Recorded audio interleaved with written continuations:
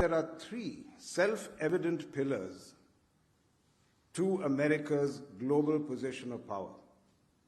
One, world-leading military might. Second, unparalleled soft power and influence across the world.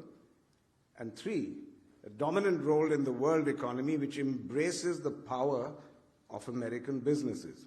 Can we create a three-pronged approach that is uniquely Indian and will earn us Antarashtriya Samman, or international respect? A Vikasit Bharat, founded on Atmanirbharta, is central to the Prime Minister's vision of a successful and prosperous India on the global stage.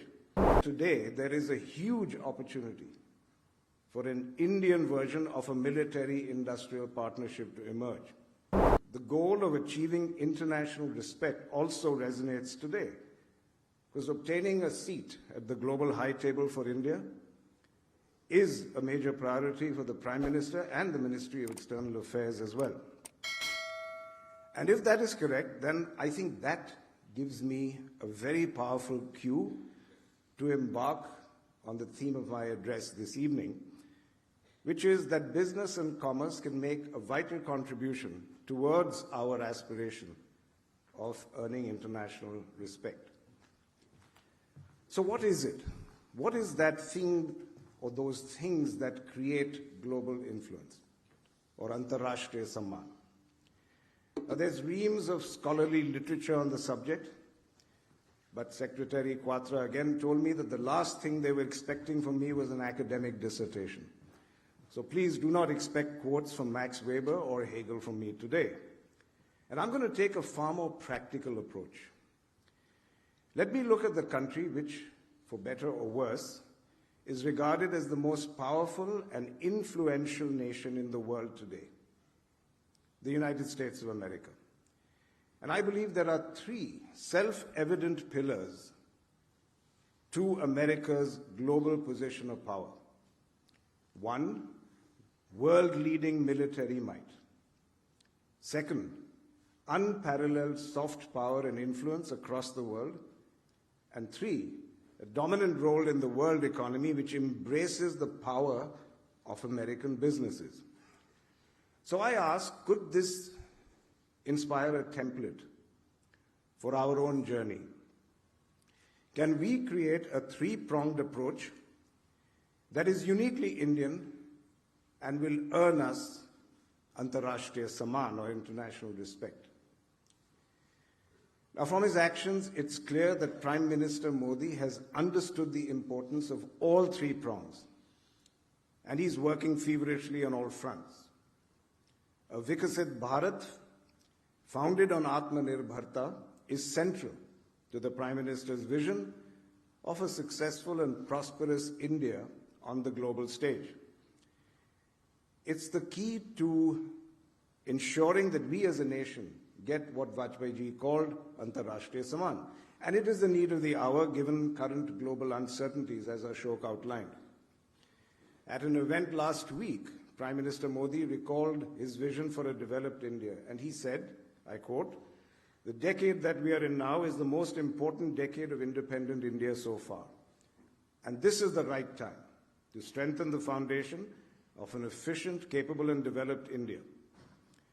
So with that same spirit of urgency, let me come back to talking about those three sources of influence that I alluded to. And as a businessman, I will dwell largely, of course, on the third prong, the economic power. But I do want to spend a bit of time emphasizing something that I think we do not sufficiently acknowledge today. That without industry as an actor, the first two prongs, military and soft power, would only be pale shadows of themselves. And let's take military power to begin with. The development of the military-industrial complex in America was the pivotal factor in building the might of its armed forces. And of course, there was substantial government funding and spending on military research for sparking innovation. But it was the formidable manufacturing capabilities of large American corporations like Lockheed, Northrop, and General Dynamics that provided the muscle and sinews of American military power. And I say that today there is a huge opportunity for an Indian version of a military-industrial partnership to emerge. We welcome the lists of defense hardware that have been put out by the Defense Ministry and which ensure that certain products can only be sourced from Indian suppliers, a step that speaks of confidence in Indian industry, and that's a promise we will fulfill. And the very nature of warfare, as we all know, is changing dramatically, with mosquito-like drones taking out elephantine tanks.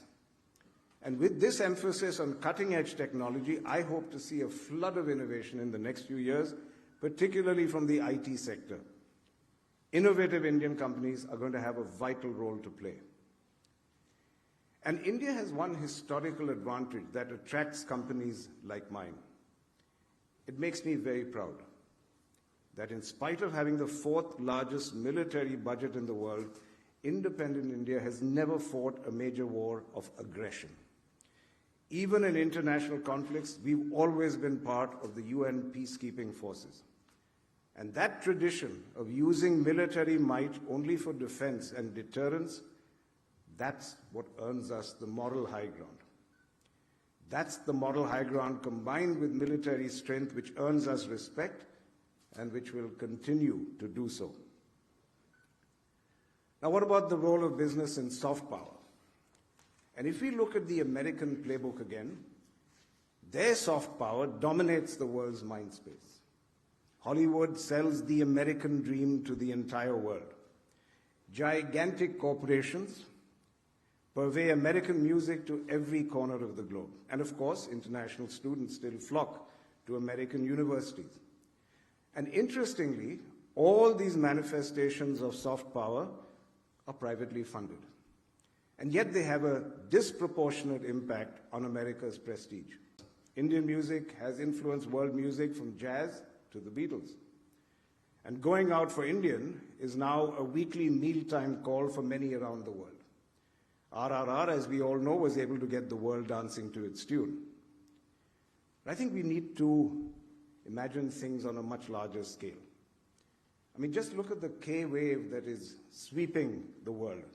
That small nation of South Korea has had an outsized impact on the world. And maybe we need to change gears to create our own I wave. The superheroes of our epic and folktales are more than a match for the Marvel Universe. But even superheroes need help. We need larger scale corporations in media which can digest the upfront financial risk required to turn this heritage into new IP and content. And very frankly, Reliance's recent acquisition of Disney India is a welcome step in that direction. On the education front, alumni of Indian universities are running huge global corporations. And yet, our universities struggle when it comes to global rankings. And that's another area of opportunity for private players, because we have top-class technical education institutions, and under Prime Minister Modi, the proliferation of new IITs, IIMs, and AIMS has been mind-boggling. But if innovation is to flourish, we need the private sector to chip in and double or even triple that number. Private universities such as the Azim Premji University or Shiv Nadar University are stepping in. And I would like to say that our own Mahindra University has been set up with the dream that India's private universities would someday rival the best in the world, not just in the sciences, but in the arts as well. Autonomous institutions endowed, nurtured, and supported by the wealth of Indian corporations could make India a driving force of soft power. So in short, just as in America, private enterprise and soft power are made for each other. And now down to business, the third prong. Let's talk about economic power and influence. How does business emulate the prowess and the scale and global dominance of American companies? And as I said, it's ironic that some of the most notable American transnationals and new age businesses are headed by CEOs of Indian origin. Satya Nadella, Revati Advaiti, Sundar Pichai, and the list goes on and on. but they are enabling the continuing dominance of US businesses, not the creation of Indian ones. And in order to gain global influence, very large Indian corporations or very innovative Indian corporations must find a seat at the high table. As Ashok referred to it, in 2023, I was fortunate enough to be invited to a meeting at the White House called the Tech Handshake, presided over by Prime Minister Modi and President Biden. Who were the people that President Biden seated, quite literally, at that high table? Tim Cook, Sundar Pichai, Satya Nadella, Sam Altman. And the projection of economic power was unmistakable. And what power was he projecting? It was not just the power of scale, also the power of innovation and disruption. Nobody knew Sam Altman till a few months before that meeting. Today, both of these are symbols of economic might. And there's a story about how once President Nixon jokingly offered a world leader any of his generals in exchange for one of their star generals. And in response, that head of state said, "I would like General Electric, General Dynamics, and General Motors." Now, this story itself may be apocryphal, but it underlines the fact that the success of business domestically and globally contributes to the respect, the Antarashtriya Saman with which a country is viewed.